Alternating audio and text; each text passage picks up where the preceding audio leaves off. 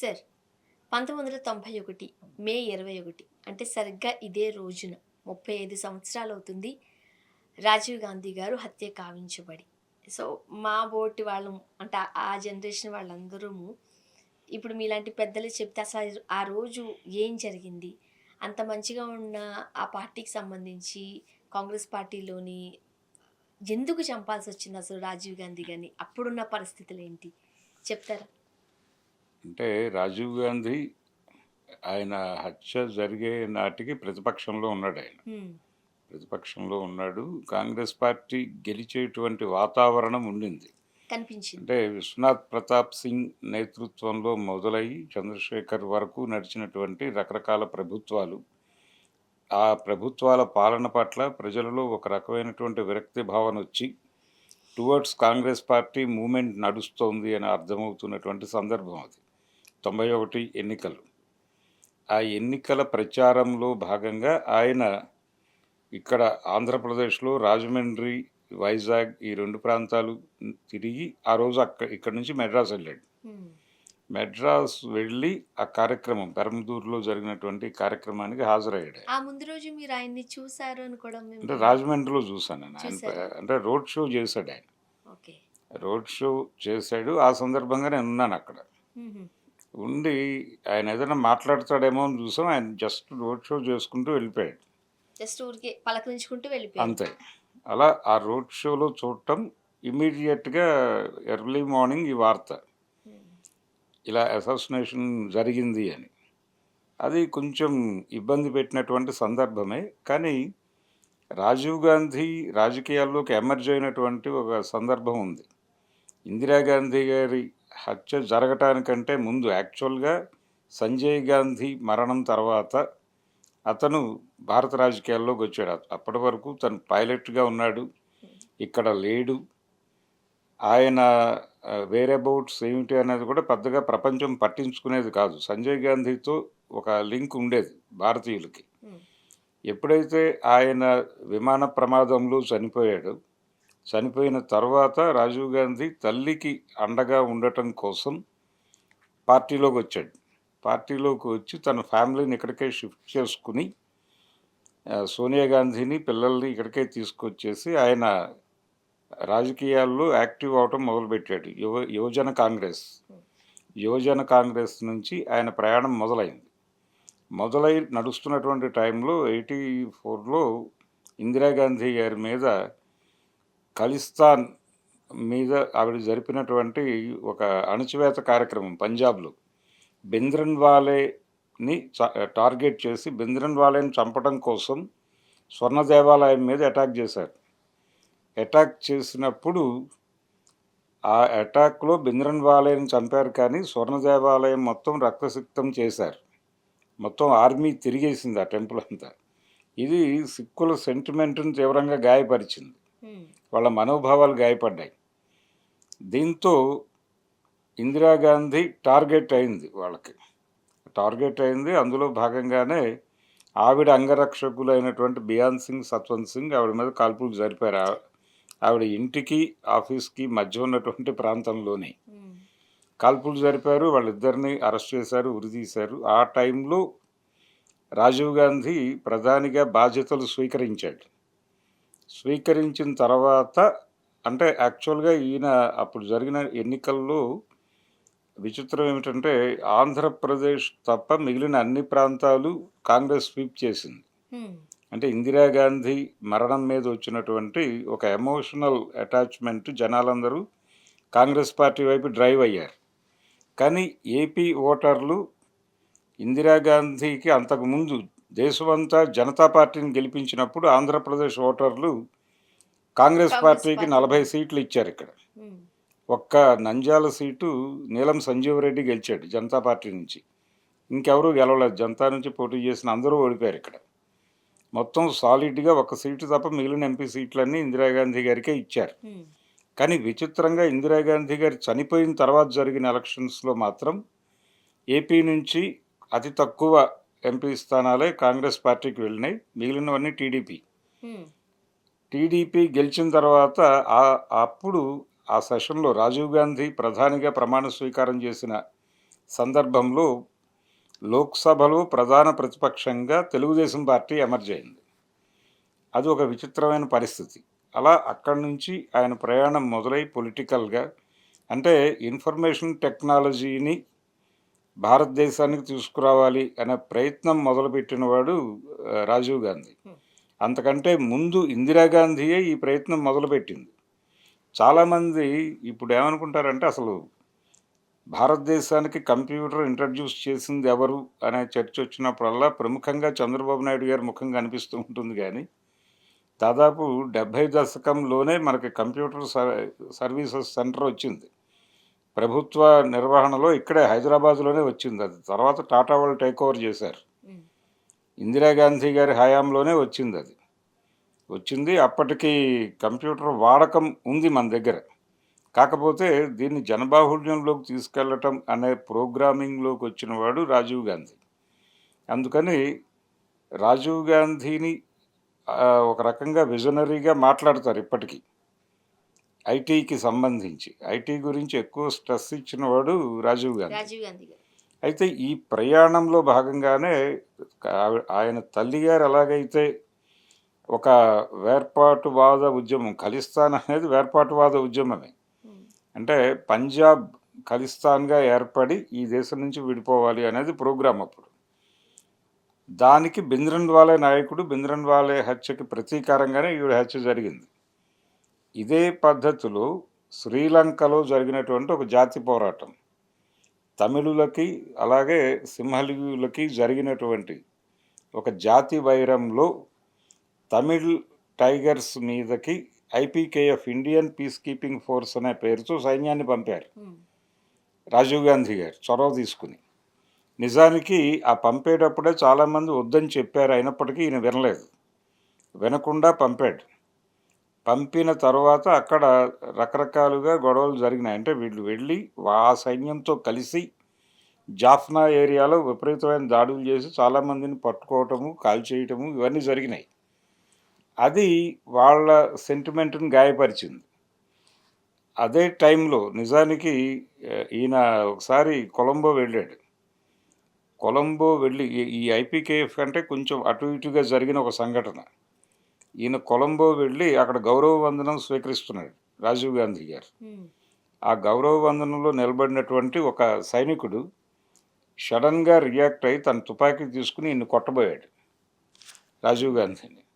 ఈయన తప్పించుకున్నాడు. అలాంటి ఒక సెన్సిటివిటీ ఉంది శ్రీలంకలో అనేది అర్థమైంది అప్పటికే.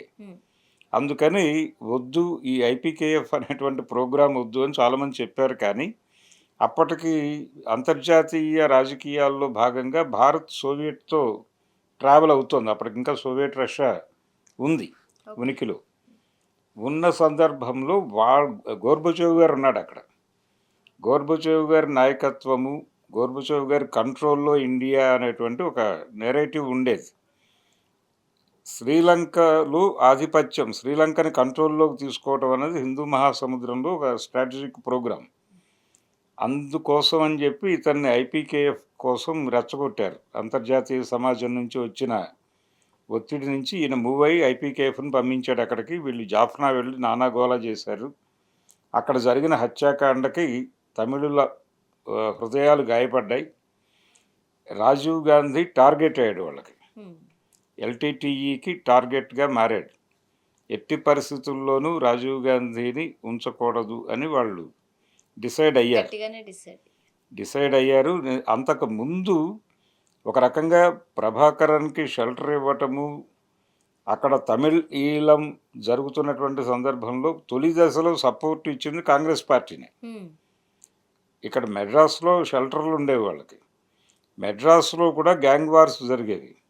అంటే తమిళ్ గ్రూప్స్ 2-3 ఉండేవి అప్పుడు అక్కడ. టుల్ఫ్ అని ఒకటి ఉండేది, ఎల్టీటీఈ ఉండేది. ఇలా ఇన్ని గ్రూప్స్, వాటి తాలూకా శాఖలు ఇక్కడ ఉండేవి మెడ్రాస్లో. అక్కడ గొడవల మీద ఇక్కడ గ్యాంగ్ వార్స్ జరిగేవి మెడ్రాస్లో. అదొక గందరగోళపు టైం అది. ఆ టైంలో రాజీవ్ గాంధీని టార్గెట్ చేశారు.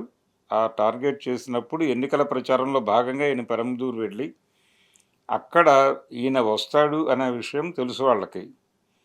దానికి దాదాపు ఒక 2 నెలల ముందు నుంచే వ్యూహరచన జరుగుతోంది. ఎలా చెయ్యాలి అని. ఫస్ట్ టైం బెల్ట్ బాంబ్ అనేటువంటిది ఒక అంటే హ్యూమన్ మా బాంబ్ మానవ బాంబు ఇలాంటి మాటలన్నీ అప్పుడే వినడం ప్రపంచం విన్నది.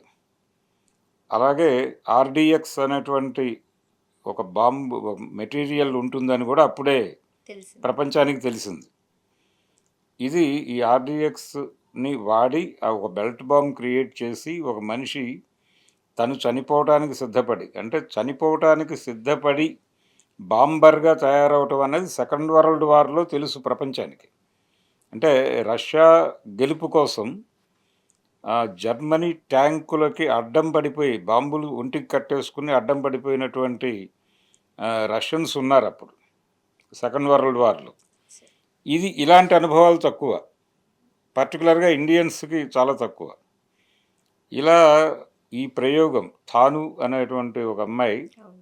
అలా ఈ బెల్ట్ బాంబ్ కట్టుకొని వెళ్ళి ఆయన గార్లెండ్ చేస్తూ, అంటే ఇక్కడ అంత క్లోజ్‌గా రాజీవ్ గాంధీకి అంత సన్నిహితంగా వెళ్ళగలగటానికి ఆవిడ ఒక మామూలు కార్యకర్తగా అక్కడ అపియర్ అయితే కుదరదు. తనకి లోకల్ కాంగ్రెస్ పార్టీ నుంచి సపోర్ట్ ఉంది. వాళ్ళకి కూడా కొంత తెలుసు ఇన్సిడెంట్ జరగబోతోంది అని. తెలిసి ఎట్లా అలౌ చేశారు? అంటే ఇది ఇక్కడ పార్టీని మించి తమిళ్ హృదయం గాయపడి ఉంది. ఓహ్! అందుకని ఇది తమకి దొరికిన అవకాశంగా అనుకున్నారు వాళ్ళు.